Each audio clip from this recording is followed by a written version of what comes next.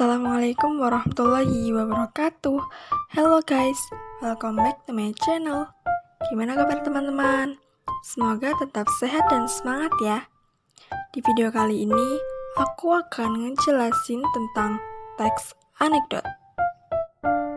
Sebelumnya, teman-teman udah tahu belum apa itu teks anekdot? Sederhananya, anekdot itu adalah cerita yang terdiri atas rangkaian kalimat-kalimat lucu. Tapi, gak semua cerita lucu bisa dikategorikan sebagai anekdot loh. Berdasarkan Kamus Besar Bahasa Indonesia atau KBBI, anekdot adalah cerita singkat yang menarik karena lucu dan mengesankan. Biasanya mengenai orang penting atau terkenal dan berdasarkan kejadian yang sebenarnya. Jadi, pada dasarnya, anekdot adalah cerita lucu yang didasari oleh kejadian nyata. Biasanya, anekdot tidak memberikan detail cerita, sehingga dampak dari cerita yang ditampilkan pun berjangka pendek. Teks anekdot sendiri bersifat lucu, menghibur, dan biasanya terjadi pada kehidupan sehari-hari. Selain itu, anekdot juga membicarakan topik secara spesifik dan kadangkala dibuat berdasarkan pengalaman pribadi. Nah, itu tadi teman-teman, pengertian dari teks anekdot. Selanjutnya, kita akan membahas tentang ciri-ciri dari teks anekdot. Apa sih yang membedakan teks anekdot dengan teks yang lainnya? Teks anekdot memiliki beberapa ciri-ciri yang perlu kalian ketahui.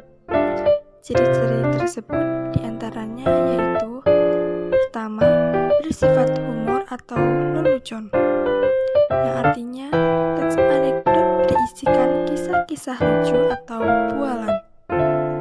Ciri-ciri teks anekdot yang kedua yaitu bersifat menggelitik, yang artinya teks anekdot akan membuat pembacanya merasa terhibur dengan kelucuan yang ada dalam teks. Yang ketiga yaitu bersifat menyindir dan bisa jadi mengenai orang-orang penting. Ciri-ciri teks anekdot yang keempat yaitu memiliki tujuan tertentu. Biasanya, teks anekdot dibuat untuk menyindir atau mengkritik sesuatu. Ciri yang kelima yaitu kisah cerita yang disajikan hampir menyerupai dongeng. Dan yang terakhir, seringkali menceritakan tentang karakter hewan dan manusia yang saling terhubung secara umum dan realistis. Jadi, kalau kamu menemukan cerita atau teks yang lucu, coba dilihat dulu secara teliti ya, karena belum tentu teks atau cerita tersebut merupakan teks anekdot. Coba kamu teliti lagi, apakah teks tersebut sesuai dengan ciri-ciri teks anekdot atau tidak. Selain itu, penulisan teks anekdot juga memiliki tujuan loh. Biasanya, teks anekdot ditulis dengan tujuan diantaranya. Yang pertama yaitu sebagai sarana hiburan. Yang kedua, membangkitkan tawa pembaca. Dan yang ketiga yaitu sebagai sarana untuk mengkritik.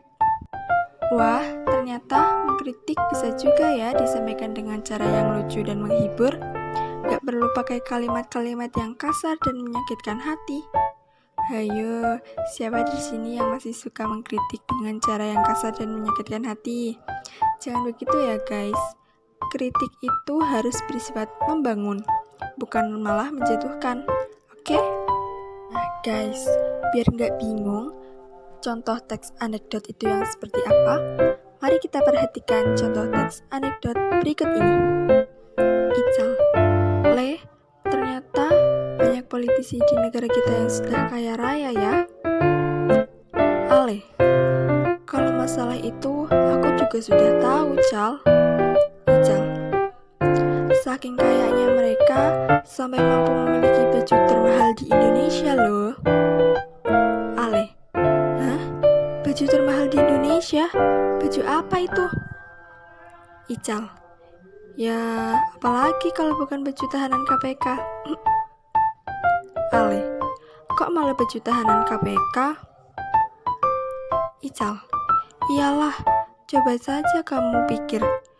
seorang politisi minimal harus mencuri uang negara 1 miliar terlebih dahulu baru bisa memakai baju tersebut. Ale, oh, bos kamu gitu toh, baru ngerti aku. Pada contoh teks anekdot tadi, secara jelas percakapan itu membicarakan topik yang spesifik, yaitu KPK, sebuah lembaga pemberantasan korupsi di Indonesia. Anekdot tersebut juga tidak memberikan detail, sehingga akibat dari percakapan tersebut hanya berjangka pendek. Jangan terkecoh dengan cerita humor yang banyak pola beredar luas di pasaran.